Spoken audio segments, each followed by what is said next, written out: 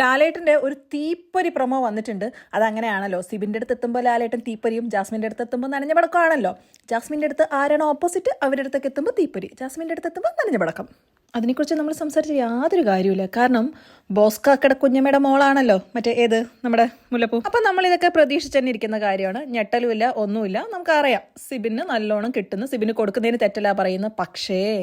പക്ഷേ കഴിഞ്ഞ തവണ, അതായത് വിഷു എപ്പിസോഡിൽ സിബിനി കാണിച്ച കാര്യം ലാലേട്ടൻ്റെ മുന്നിലിരുന്നു കൊണ്ട് ഗബ്രി പറയുന്നുണ്ടായിരുന്നു. അപ്പം എവിടെ പോയി കുടുംബ പ്രേക്ഷകരോടുള്ള ഈ കമ്മിറ്റ്മെൻറ്റ്?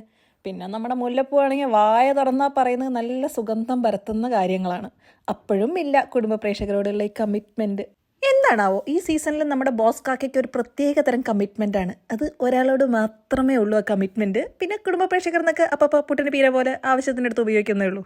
അതായത് വീണ്ടും ആടിനെ പട്ടിയാക്കുന്ന ഷോ ഞങ്ങൾ കണ്ട് സുഖിച്ചോളാം കേട്ടോ.